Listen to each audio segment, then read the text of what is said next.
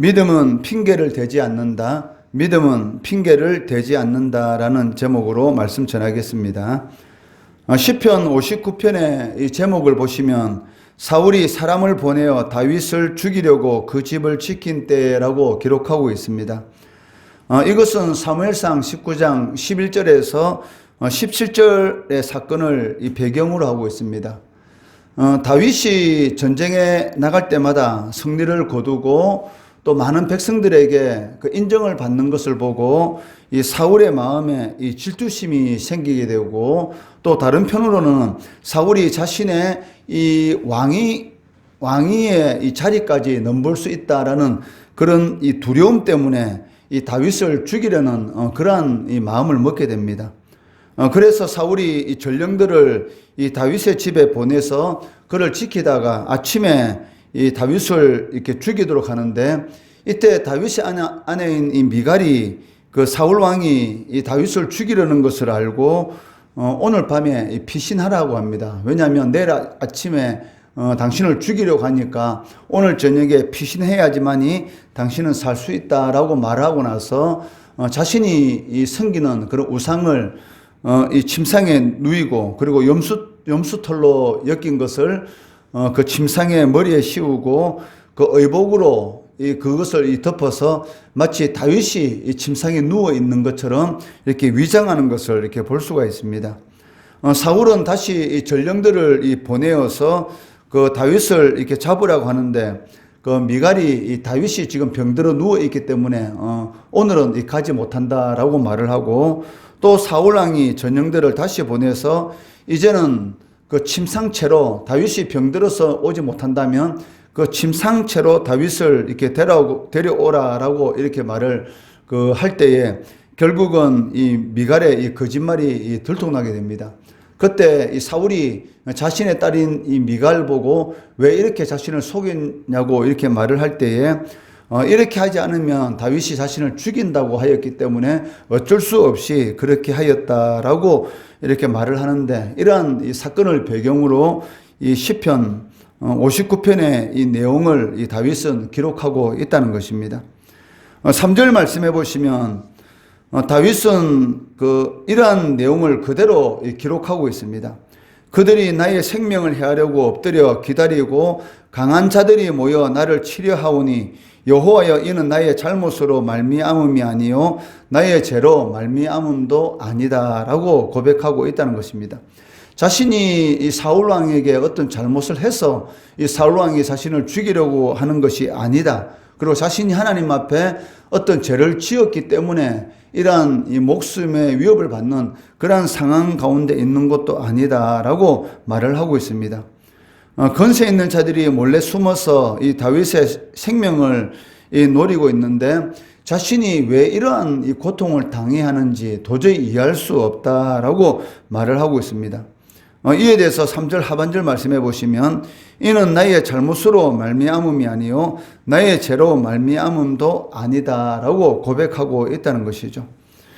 다윗은 이처럼 무지한 가운데서 자신이 고난을 당하고 있다라고 항변하고 있습니다. 4절 말씀해 보시면 내가 허물이 없으나 그들이 달려와서 스스로 준비하오니라고 말씀하고 있는데, 그들이 달려와서 스스로 준비한다라는 이 말은 다윗을 해하기 위해서 원수들이 달려온다라는 그런 의미를 가지고 있습니다. 그렇기 때문에 다윗은 자신이 아무런 죽을 죄를 짓지 않는데도 불구하고 이 악인들이 자신을 이렇게 죽이려고 이렇게 하고 있는데, 이에 대해서 하나님께서 깨어 일어나 자신을 도와달라고 구해달라고 하나님 앞에 간절히 청하는 것을 보게 됩니다. 4절 하반절에 보시면 주여 나를 도우시기 위하여 깨어 살펴주소서라고 말씀하고 있습니다. 사실 하나님은 주무시는 분이 아니십니다. 시편 121편 4절 말씀해 보시면 이스라엘을 지키시는 이는 졸지도 아니하시고 주무시도 아니하신다라고 이렇게 기록하고 있는 것처럼 하나님은 항상 깨어서 하나님의 자녀들, 하나님의 말씀대로 살아가는 그 의인들을 향하여 계시고 어떤 상황 가운데 있을지라도 항상 지켜주시고 보호하여 주시는 분이시다라고 말씀하고 있습니다. 그런데도 불구하고 다윗은 하나님 깨어 일어나셔서 자신을 지켜달라고, 자신을 구해달라고 이렇게 말씀하고 있는데 이 말의 의미는 무엇입니까? 그러니까 이러한 위기 가운데 있는 자신을 하나님께서 마치 방치하고 있는 것처럼, 그러니까 자신에 대해서 전혀 관심을 가지고 있지 않는 것처럼 그런 생각을 이렇게 가지고 있다는 것이죠. 우리들도 이렇게 신앙생활을 하다 보면 이 욥의 고백이 그렇지 않습니까? 자신이 인간이 겪을 수 있는 이런 극도의 이 고통 가운데서 그 앞뒤 좌우를 살펴보더라도 마치 하나님께서는 자신을 돌봐주지 않는 것처럼 그러한 이런 생각을 가질 때가 있다는 것이죠. 그렇지만 다윗은 이러한 순간에도 그 하나님에 대한 이 믿음의 고백을 하는 것을 볼 수가 있습니다.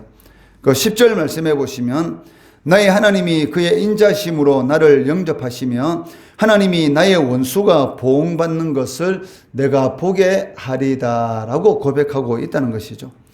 사실 이러한 고백은 참 하기 힘든 고백입니다. 사람들은 누구나 이 고통 가운데 억울한 누명을 쓰고 자신이 하나님 앞에 전혀 이 잘못을 하지 않은 것 같고 또 사람들과의 관계 가운데서 특별히 잘못된 것이 없는데도 불구하고 자신에게 억울한 누명을 씌우고 또 다윗과 같이 자신과 가장 가까운 이 장인 어른인 이 사울이 자신을 죽이려고 할 때에 사실은 원망하고 낙심하고 실망할 수밖에 없는 그런 상황 가운데 떨어질 수 있는데도 불구하고 이 10절 말씀해 보시면 나의 하나님이 그의 인자심으로 나를 영접하시며 하나님이 나의 원수가 보응받는 것을 내가 보게 하시리이다. 지금 원수들이 나를 죽이려고 하고 있지만 실질적으로 하나님께서는 가만히 계시지 않을 것이다. 물론 하나님이 가만히 계시는 것처럼 그러한 생각이 들 때도 있지만 그렇지만 그렇지 않을 것이다. 하나님께서는 반드시 내가 겪는 이 어려운 환난 가운데서 반드시 하나님의 역사가 일어나게 될 것이다 라고 고백하고 있다는 것입니다. 다윗은 하나님께서 자기 앞에서 원수들을 물리치실 것을 이 믿음의 눈으로 이렇게 바라보고 있습니다. 이 말씀은 이스라엘 백성들이 출애굽하는 그런 과정 가운데서 또 가나안 땅을 정복하는 그러한 과정 가운데서 반복적으로 하나님께서 하시는 말씀입니다. 신명기 1장 30절 말씀해 보시면 너희보다 먼저 가시는 너희 하나님 여호와께서 애굽에서 너희를 위하여 너희 목전에서 모든 일을 행하신 것 같이 이제도 너희를 위하여 싸우실 것이다 라고 고백하고 있다는 것이죠. 신명기 1장 30절 말씀해 보시면 그 이스라엘 백성들을 애굽에서 하나님께서 구원하여 주시고 이 가나안 땅을 이스라엘 백성들에게 주시는데 그 실질적으로 그 애굽에서 구원받을 수 있었던 것은 이스라엘 백성들이 어떤 능력이 있어서 구원받은 것이 아니라는 것이죠. 그리고 가나안 땅을 정복해서 정복할 수 있었던 것도 그 이스라엘 백성들의 어떤 그 힘과 능력이 있어서 가나안 땅을 정복한 것이 아니고 하나님이 먼저 가셔서 하나님께서 이스라엘 백성들이 그 땅을 차지할 수 있는 모든 것을 준비해 주셨기 때문에 그것이 가능하시다. 즉 하나님이 너희를 위해서 싸우셨기 때문에 그것이 가능하였다라고 이렇게 고백하는 것을 볼 수가 있습니다. 그 모세는 하나님을 무엇이라고 표현하고 있습니까? 먼저 가시는 하나님이시다라고 표현하고 있다는 것이죠. 즉 하나님은 하나님의 백성들이 이 믿음으로 행할 때에 반드시 하나님께서는 그들의 문제를 해결해 주신다는 것입니다. 그런데 이 문제는 무엇이냐면 우리가 자꾸 이런 핑계 저런 핑계를 대면서 그 믿음으로 살지 못한다는 것이죠. 그냥 가나안 땅에 들어가면 하나님께서는 이미 가나안 땅을 이스라엘 백성들이 정복하도록 다 준비해 놓으셨다는 것입니다. 그 여호수아나 이 갈렙의 고백을 빌리면 뭐라고 고백하고 있습니다. 이미 우리의 밥이다. 즉 하나님께서 이미 상을 차려 놓으셨기 때문에 우리는 그 차려 놓은 그 상을 먹기만 하면 된다는 것이죠. 그런데도 불구하고 10명의 정탐꾼들은 이 불신앙의 눈으로 그 가나안 땅을 바라보았기 때문에 그 하나님께서 차려놓은 그 상을 바라보지 못하고, 그러니까 거인들이 살고 있기 때문에 우리는 그들이 보기에 메뚜기에 불과하다. 이것이 바로 이 믿음의 눈으로 하나님의 일을 바라보는 것과 이 불신앙으로 그 하나님의 일을 바라보는 그 차이점이 나타나는 것을 이렇게 볼 수가 있다는 것이죠. 그러니까 우리들도 마찬가지지 않습니까? 우리가 어떤 일을 행할 때에 하나님의 말씀을 붙들고 그 일을 행하는가, 아니면 내가 가지고 있는 생각과 내가 가지고 있는 그런 상황들을 바라보고 그것을 판단하는가, 거기에 따라서 이 가나안 땅을 정복할 수 있는 하나님의 역사를 체험할 수 있는 것이고, 아니면은 다시 광야에서 이 38년 동안을 다시 방황하다가 이 광야에서 이 소멸될 수밖에 없는 그러한 상황 가운데 떨어질 수도 있다는 것입니다. 그러니까 이 똑같은 일입니다. 그런데도 불구하고 우리가 이 믿음의 이런 그 눈으로 이 바라보면서 나아가는 그런 삶을 살아가는 것과 이 불신앙의 눈으로 바라보고 살아가는 것, 거기에서 전혀 이 정반대되는 그런 이 결과가 우리의 삶 가운데 나타날 수도 있다라는 것을 알 수가 있습니다. 다윗은 하나님께서 자신의 원수들에게 반드시 보응할 것이다. 사울이 이 전령들을 보내서 자신을 죽이려고 하는 그런 이런 이 사건 가운데서 너무나 다윗의 입장에서는 이 억울했을 것입니다. 왜냐하면 사실 다윗은 이 사울의 이름을 그 이방 나라 가운데 이렇게 높여 주었습니다. 왜냐하면 이 전쟁할 때마다 이 승리를 이 사울 왕에게 이렇게 갖다 주었기 때문에 그 주위에 있는 모든 나라들이 누구의 이름을 높였겠습니까? 당연히 이 사울 왕의 이름을 높이는 것이죠. 무슨 그 어떤 사업을 할 때에 그 회사가 크게 되면 그 사장 밑에 많은 이런 그런 자신의 일을 돕는 이런 많은 직원들이 있지 않습니까? 그리고 그 직원들이 뛰어난 많은 직원들이 있을 것입니다. 그렇지만 그 회사가 이런 수출을 많이 하게 되고 또 우리나라에서 이렇게 한 10개 대기업 가운데 들어갈 정도로 그 회사가 이렇게 성장하게 되면 누구의 이름이 높아집니까? 당연히 그 사장의 이름이 높아지는 것이죠. 그 현대그룹을 이렇게 세운 정주영 회장, 그 학력으로는 별 볼 일 없는 그런 학력을 가지고 있었습니다. 그렇지만 그 정주영 회장이 자신보다 많이 배운 그런 사람들을 직원으로 두고 그리고 그 회사를 그렇게 크게 키움으로 인해서 이 정주영 회장의 이름이 높아지게 된 것이지 그 밑에 있는 직원들의 이름이 높아지는 것은 아니죠. 그런데 정주영 회장이 자기 직원들이 좋은 제품을 만들어내고 수출을 많이 한다고 해서 거기에 대해서 시기하고 질투하고 그 직원을 쫓아내게 된다면 그 회사는 어떻게 되겠습니까? 클 수가 없는 것이죠. 이 다윗의 입장도 마찬가지인 것이죠. 다윗이 전쟁에 나가서 이렇게 많은 승리를 거두게 되면 이 사울 왕의 이름이 높아지고 이스라엘이 이렇게 강하게 되는 것입니다. 그런데도 불구하고 거기에 대해서 시기하고 질투함으로 인해서 결국은 이 비참한 그러한 인생의 결말을 이 사울 왕이 당하는 것을 볼 수가 있습니다.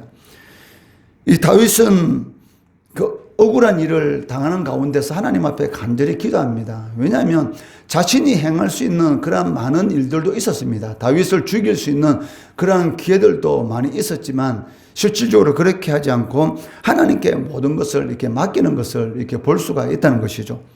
그 17절 말씀해 보시면 나의 힘이시여 내가 주께 찬송하오리니 하나님은 나의 요새이시며 나를 긍휼히 여기시는 하나님이심이니이다 라고 말씀하고 있습니다. 그 하나님이 자신의 요새가 되는 역사, 이런 역사는 누구들에게 일어나겠습니까? 바로 하나님을 전적으로 신뢰하는 사람, 그러니까 자신이 원수를 갚을 수 있는 그런 상황이 된다 할지라도 하나님께서 하신다, 하나님께서 세우신 왕을 내가 어떻게 죽일 수 있겠느냐, 모든 권세는 위로부터 온다는 하나님의 전적인 이 하나님의 섭리를 바라보고 하나님을 의지하는 그런 사람 가운데 나타나는 역사가 무엇입니까? 바로 11절 말씀에 기록된 대로 하나님이 힘이 되는 역사, 그리고 하나님께서 요새가 되시는 역사, 그리고 하나님께서 긍휼히 여기시는 그러한 역사가 우리의 삶 가운데 나타난다는 것이죠. 이러한 역사는 바로 하나님을 믿음의 눈으로 바라보고 하나님을 전적으로 신뢰하는 그러한 사람들에게 나타나는 것을 볼 수가 있다는 것입니다. 믿음은 핑계를 대지 않습니다. 신앙이라는 것은 사실은 핑계대는 것이 아니죠. 이스라엘 백성들이 2년 만에 가나안 땅을 들어갈 수 있었는데도 불구하고 들어가지 못한 그 근본적인 이유는 무엇이냐면 사실은 이 핑계인 것이죠. 그 땅에 거인이 살고 우리는 메뚜기에 불과하고 전혀 불가능하다. 이러한 이야기를 사실은 우리 신앙생활 가운데 많이 들을 수가 있습니다. 그냥 하면은 하나님께서 이루십니다. 그런데도 불구하고 나는 배움이 작아서 가진 것이 없어서 우리가 12월 달 되면 이 직분자를 임명하는 그러한 일들을 많이 보게 되는데 대부분의 사람들이 어떤 직분을 맡길 때에 하는 말이 무엇입니까? 나는 배움이 작고 내가 가진 것이 없고 또 내가 할 수 없다. 하여튼 무조건 할 수 없다, 할 수 없다. 이렇게 말을 하는 것을 볼 수가 있는데 그 하나님의 일은 하나님이 하는 것이죠. 그리고 그냥 아멘으로 받아들이면 그 일을 할 수 있는 능력을 하나님께서 주십니다. 그런데도 불구하고 실질적으로는 자꾸 자신의 이 환경을 바라보고 또 여건을 바라보고 내일도 바쁜데 나한테 왜 이 일을 자꾸 맡기느냐 하면서 자꾸 그 일을 거부하기 때문에 결국은 하나님께서 하시는 일이 무엇입니까? 그래, 그렇다면 너 일 너가 한번 해봐라. 이렇게 말하는 것이죠. 그렇지만 하나님께서 맡기신 일을 내가 감사함으로 잘 감당하게 되면 내 일은 하나님께서 책임져 주신다는 것입니다. 그리고 쉽게 가벼운 일을 하나님께서 나에게 맡겨주시는 것이죠. 이것이 하나님의 역사입니다. 그렇기 때문에 믿음은 무엇인가? 절대로 핑계를 대지 않고 하나님을 믿음의 눈으로 바라보고 그 일을 잘 감당하게 되면 하나님께서 나의 힘이 되시고 나의 요새가 되시고 또 긍휼히 여기시는 그런 하나님의 역사가 나의 삶 가운데 일어나게 된다는 것이죠. 이것을 꼭 믿음으로 바라보시고 하나님께서 나에게 어떤 일을 주신다든지 또 내 눈에 어떠한 생각지도 못했던 그런 어려운 일이 있다 할지라도 하나님께서 반드시 해결해 주신다라는 믿음을 가지고 나가면 자신도 생각하지 못했던 요새와 같은 그 하나님의 역사, 힘이 되시는 역사를 체험하게 된다는 것입니다. 이런 은혜가 우리의 삶 가운데 일어날 수 있도록 하나님 도와달라고 그 하나님 은혜 베푸달라고 믿음으로 고백하는 우리 성도 되시기를 주의 이름으로 축원합니다.